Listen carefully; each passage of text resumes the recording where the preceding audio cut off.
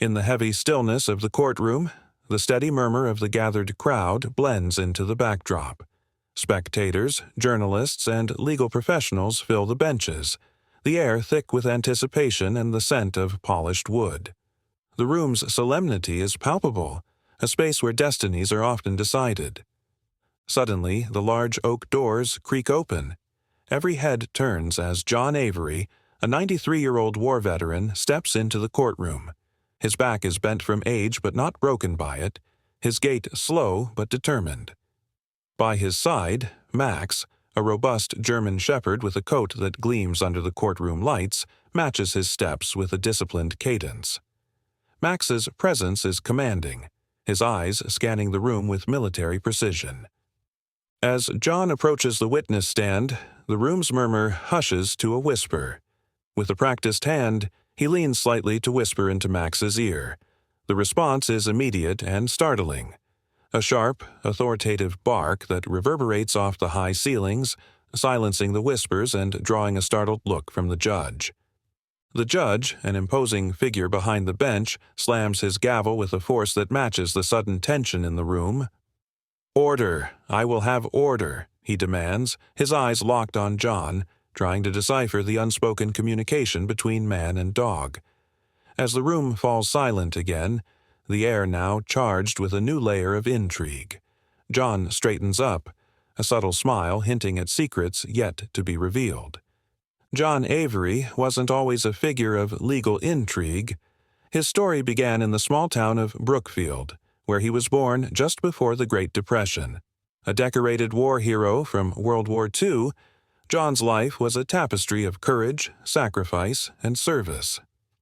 After returning from the war, he dedicated himself to a quiet life, his heroic deeds folded away in his chest of medals and memories. Max came into his life much later, a trained service dog provided by a veterans' aid organization to help him cope with the creeping shadows of age and the lingering specters of war. The bond between them was instantaneous, rooted in mutual respect and the unspoken understanding between a soldier and his companion. The case that brought John to this courtroom was as complex as it was contentious. A large corporation, Tecton Systems, was accused of defrauding veterans through investments tied to military developments. The case had gained national attention, casting a spotlight not only on the alleged corporate malfeasance but also on the systemic issues facing veterans seeking justice. John's involvement began when his own investments, savings meant for his grandchildren's education, were wiped out by what he believed were deceptive practices by Tecton. After months of silent suffering and the loss of his lifelong savings, his plight caught the attention of Sarah Jennings, a young and determined attorney specializing in elder law and veterans' rights. Sarah saw in John not just a victim, but a potential key witness who could personify the broader struggles of many veterans. Their preparation for the trial was an intense collaboration. Sarah, with her sharp intellect and legal acumen, and John, with his detailed recollections and personal insights into the veterans' community, worked tirelessly. John's testimony was to be the emotional and moral cornerstone of the case, highlighting not just the personal impact of the fraud, but the honor and trust betrayed by Tecton. The trial's significance was twofold. Firstly, it was about securing justice for countless veterans who had been wronged. Secondly, it served as a public platform to highlight the challenges veterans faced, bringing to light the often overlooked aspects of their post-service lives. As the day of the testimony approached, John and Max became inseparable. Max was more than a service dog. He was John's anchor, maintaining his calm in the overwhelming storm of legal strategies and media attention. Sarah had argued fervently for Max's presence in the courtroom, an unusual but necessary comfort for John as he faced the daunting task of confronting those he believed had betrayed him. This backstory sets the stage for the high-stakes emotional and legal drama that unfolds in the courtroom. The audience is now fully aware of the depth of John's character and his motivations, creating a strong rooting interest in his quest for justice and highlighting the profound bond between him and Max. As the script progresses, these elements will converge, driving the narrative toward its dramatic climax. The morning of the testimony, the air in Sarah Jennings' office was thick with anticipation. Papers littered the large oak desk, each document a piece of the complex puzzle they were about to lay before the court. Sitting across from Sarah, John Avery adjusted the medals pinned neatly to his blazer, each a testament to his decades of service. Max lay quietly at his feet, a comforting presence amidst the storm of legal preparations. "Remember, John," Sarah began, her voice steady, "your testimony is not just about reciting facts. It's about telling your story, making the jury understand the depth of the betrayal." John nodded slowly, his eyes reflecting a mix of determination and nerves. "I've faced enemy fire," he said, half-jokingly, "but this feels like a different battleground." Sarah smiled, appreciating his attempt to lighten the mood. "Just focus on being honest. You've trusted me with your story. Now trust the jury to see the truth of it." They rehearsed his entrance, the delivery of his statement, and how he should address the jury. Sarah emphasized clarity and sincerity, knowing these elements would resonate more than any legal jargon. She watched as John interacted with Max, giving a gentle pat on the head or a soft word. It was this genuine, unguarded demeanor she wanted the jury to see. As they walked through his testimony, John occasionally faltered, the weight of his memories tangling his words. Sarah patiently guided him back, ensuring he felt confident and prepared. Max, ever attuned to John's emotions, would nudge his hand whenever he sensed rising anxiety, grounding John back to the moment. The courtroom was a theater of legal spectacle as John, guided by Sarah, made his entrance. The prosecution sat to the left, a team of sharp, focused individuals led by Sarah. Across from them, the defense was equally formidable, with lead attorney Richard Hammond known for his ruthless efficacy in the courtroom.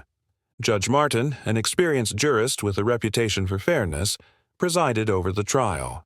He surveyed the courtroom with a discernible sense of duty, understanding the gravity of the case before him. As John took the stand, Judge Martin nodded slightly, a gesture of respect towards the veteran. The initial exchanges were tense. Richard Hammond, representing Tecton Systems, opened with a series of objections, challenging everything from the admissibility of evidence to the relevance of John's testimony. Sarah parried each objection with precision, her voice calm but firm. "Your Honor, the defense's attempts to limit Mr. Avery's testimony only serve to underscore its importance.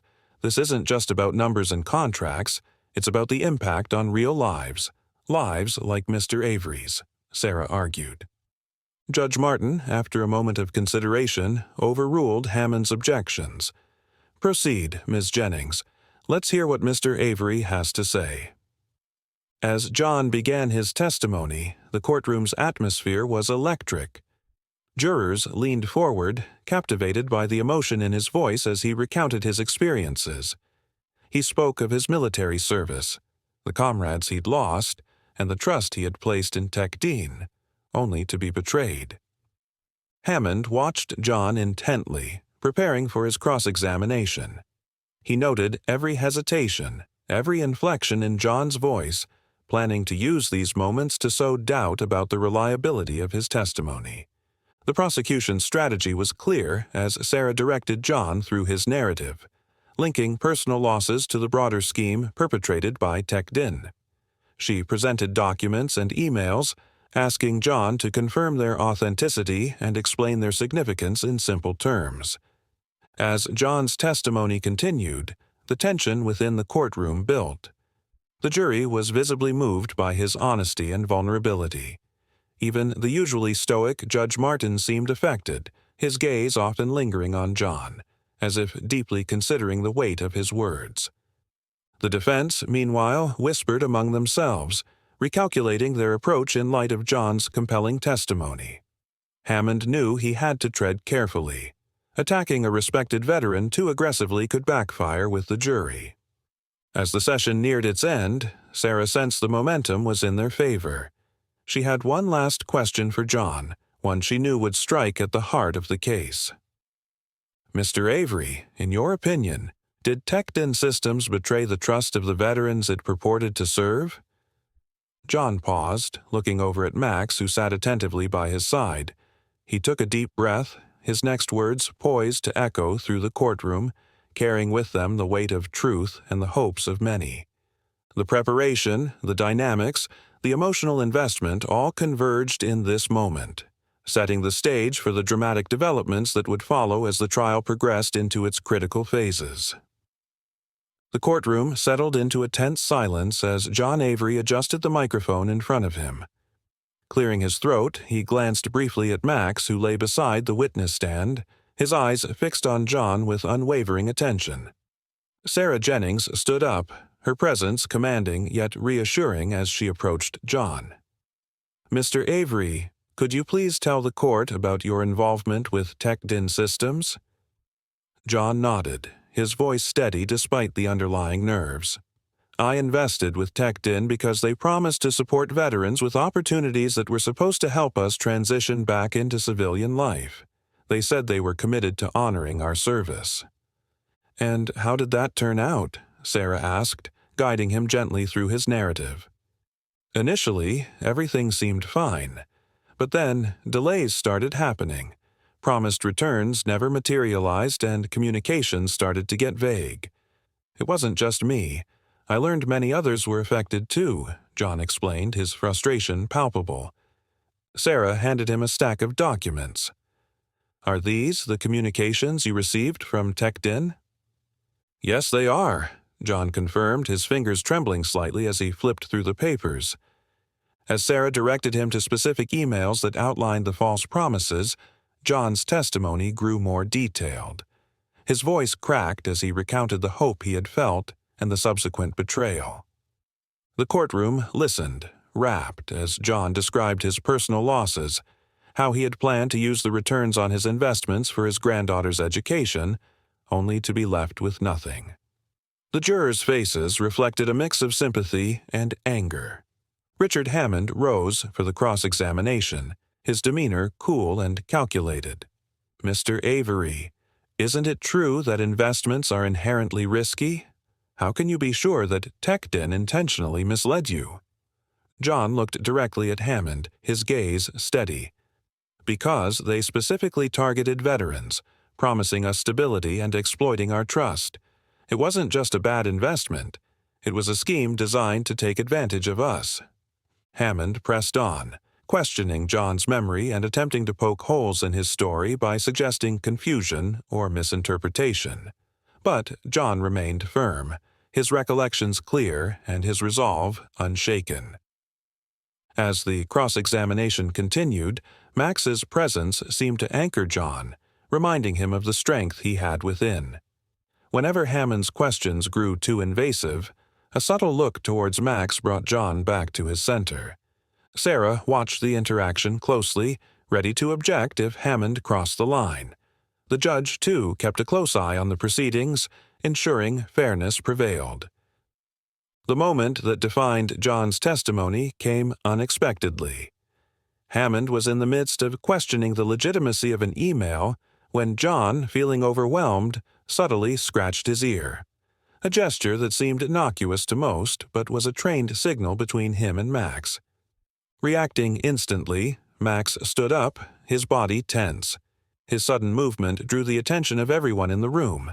The dog's behavior seemed out of character, his growling low but clear, directed not at John but seemingly towards Hammond. The courtroom erupted into whispers as people speculated about the dog's reaction. Sarah seized the moment, asking for a brief recess to confer with her client. Judge Martin, sensing the unusual nature of the situation, granted the break. During the recess, Sarah met with John in a quiet corner of the courthouse. "John, what happened there? That was not like Max." John looked troubled, his eyes filled with a mix of regret and determination. "I didn't plan to use Max like this, but Hammond's pushing reminded me of something crucial. That email, it was not just a false promise, it was part of a pattern. Max knows it too. He was there when I first read those lies." Sarah's eyes widened as she grasped the implication. "You mean to say, Max reacted because he recognized the deceit, the stress it caused you. Yes, John confirmed. We trained with signals not just for comfort but for truth. When I scratch my ear, it's our sign for detecting lies based on stress and scent. I didn't realize it then, but it makes sense now. Max was alerting us to the deception, not just reacting to my stress. Realizing the potential impact of this revelation, Sarah quickly formulated a new line of questioning. When they returned to the courtroom, she addressed the judge. Your Honor, I believe we have uncovered significant new evidence. With your permission, I would like to explore this further. Judge Martin nodded, intrigued. Proceed, Ms. Jennings. Sarah turned to John. Mr. Avery, when you trained Max to respond to stress and deception, were these conditions similar to what you experienced with Tekdin? Yes, exactly, John replied. It's why I trust Max completely. He knows when something doesn't smell right, literally and figuratively. The courtroom was captivated as John explained how he and Max had worked together to manage his PTSD, which included training to recognize and react to stress induced by deceitful situations. As a veteran, I rely on Max not just for emotional support but as a barometer for honesty. His reaction today was a testament to the depth of Tekdin's deception, John concluded, his voice filled with emotion. The testimony shifted dramatically with this revelation. Jurors looked at Max, then at John, their faces reflecting newfound respect and understanding. Hammond, realizing the turn of events was against him, sat back, momentarily at a loss. As John finished his testimony, the courtroom burst into an unusual bout of applause, quickly silenced by the judge's gavel. However, the message was clear. John Avery had delivered more than just a testimony. He had revealed a profound truth, supported not only by documents and promises but by the unspoken bond between a veteran and his dog. The impact of this moment was undeniable, setting the stage for the trial's resolution and leaving an indelible mark on all present. The courtroom was charged with a palpable tension following John Avery's groundbreaking testimony. The revelation of Max's trained ability to detect stress and deception had shifted the atmosphere, casting a shadow of doubt over Tekdin Systems' credibility. Sarah Jennings stood, ready to capitalize on the moment, her eyes scanning the jury, assessing their reaction. Ladies and gentlemen of the jury, Sarah began, her voice steady and commanding, you have heard Mr. Avery's testimony and seen his and Max's reactions to the deceit they experienced. It's not just about the money lost. It's about the trust that was exploited and the respect that was owed to a man who served his country with honor. Richard Hammond, sensing the turning tide, stood to counter. Your Honor, while the display with the animal is theatrical, it does not constitute concrete evidence. We urge the court to focus on the facts and not be swayed by emotional manipulation. Judge Martin, however, appeared contemplative, his gaze lingering on Max, who lay quietly now, his duty seemingly fulfilled. Mr. Hammond, your point is noted. However, the court also recognizes the unique circumstances of this testimony. Continue, Ms. Jennings. Sarah nodded, turning her attention back to John. Mr. Avery, when you sent your money to Tekdin, were you informed of the risks in a transparent manner? John shook his head, his expression somber. No, ma'am. They made it sound like a sure thing. They preyed on my trust and my lack of experience with such investments. Hammond tried to interrupt, but Judge Martin waved him down. Let him speak, Mr. Hammond. The defense attorney sat down reluctantly, his brow furrowed in frustration. Sarah continued, Your Honor, I would like to submit further evidence at this time. She presented documented testimonials from other veterans, all echoing John's experience, painting a broader picture of systemic deception targeting vulnerable individuals. As these documents circulated among the jury, whispers filled the room. The evidence was overwhelming. The pattern of deceit was clear and consistent. Judge Martin called for order. We will take a short recess. When we return, I expect closing arguments from both sides." During the recess, the courthouse buzzed with discussions about the trial. Veterans who had come to support John Avery shared their own stories outside the courtroom, their voices a chorus of solidarity and betrayal. Back inside, the trial resumed with closing arguments. Sarah was succinct, her words powerful. "This case is a reminder that our veterans who have given so much deserve the utmost honesty and respect, not schemes designed to take advantage of their sacrifices. We ask for a verdict that not only brings justice to Mr. Avery, but also sends a message that this behavior is unacceptable and will not be tolerated." Hammond's closing was less assured than his opening had been. He argued the lack of direct evidence linking the company's executives to the intent to defraud, but struggled against the emotional weight of John's testimony and the corroborating statements. As the jury retired to deliberate, John sat quietly, Max's head resting on his knee. The bond between them, so crucial to the case, was evident to all who passed by. The wait for the verdict was agonizing. Spectators and media personnel filled the hallways awaiting the outcome that felt, to many, like a turning point in how veterans were treated in legal disputes. Finally, the jury returned. The courtroom hushed as Judge Martin addressed them. "Has the jury reached a verdict?" The jury foreman stood, his voice clear. "We have, Your Honor.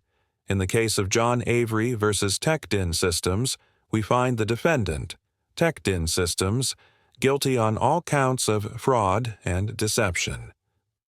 A murmur of approval swept through the courtroom as John closed his eyes briefly, relief washing over his face. Sarah placed a reassuring hand on his shoulder, her smile wide. Judge Martin thanked the jury for their service before turning to address the courtroom. "This trial has highlighted a grievous breach of trust.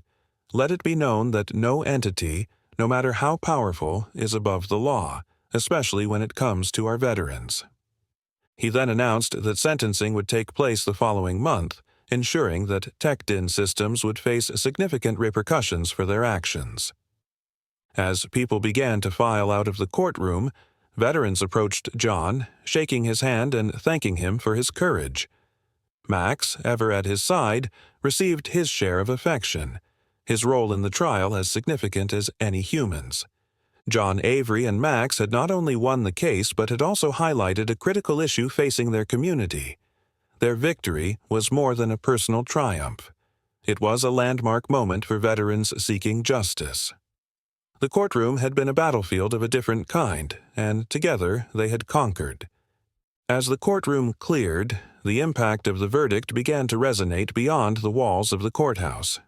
Media outlets, quick to cover the victory, highlighted the story of John Avery and Max, emphasizing the role of Max's unique training in uncovering the truth. The public's response was overwhelming, with widespread support pouring in for veterans and calls for stricter regulations on companies dealing with military personnel.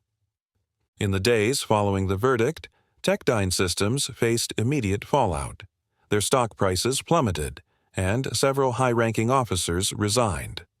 The company issued a public apology, announcing steps to ensure more transparent and fair dealings in the future. John, feeling a profound sense of accomplishment, spent his days responding to letters and messages from veterans and their families, thanking him for his bravery and for shining a light on an issue that affected so many. 1 month later, the sentencing took place. TechDin Systems was ordered to pay substantial reparations, which included significant compensation to the victims, including John. Additionally, the judge imposed strict oversight on the company's operations with ongoing audits to ensure compliance with ethical standards. John decided to use part of his compensation to establish a foundation dedicated to educating veterans about financial literacy and protecting themselves against fraud. He wanted his experience to have a lasting impact, preventing future instances of exploitation.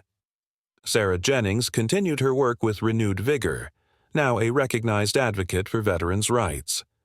Her collaboration with John had not only brought justice but had also sparked nationwide discussions about corporate responsibility and veterans' welfare. John and Max became symbols of integrity and justice. They were invited to speak at events and seminars, often focusing on the importance of support animals and their potential beyond traditional roles. Months after the trial, John and Max visited a local school to talk about their experience and the importance of standing up for what is right. As John shared their story, Max lay beside him, calm and attentive. After the talk, a young girl approached them. She looked at Max with wide eyes, filled with admiration. "Can I pet him?" she asked shyly. John nodded, and as she stroked Max's fur, he said, "Max here taught me a lot about courage and truth. Sometimes help comes in ways we never expect. Remember, always stand up for what is right, just like Max did." The girl smiled, her interaction with Max a small yet profound affirmation of John's message. Outside, the sun set, casting a warm glow over the day. John looked at Max, grateful for the journey they had shared, a journey of bravery, recovery, and justice. As they walked away, the gentle sound of Max's leash jingling softly in the quiet afternoon, John felt a peace he hadn't known in years. Together, they had made a difference, not just for themselves, but for others who might one day find themselves in need of a voice.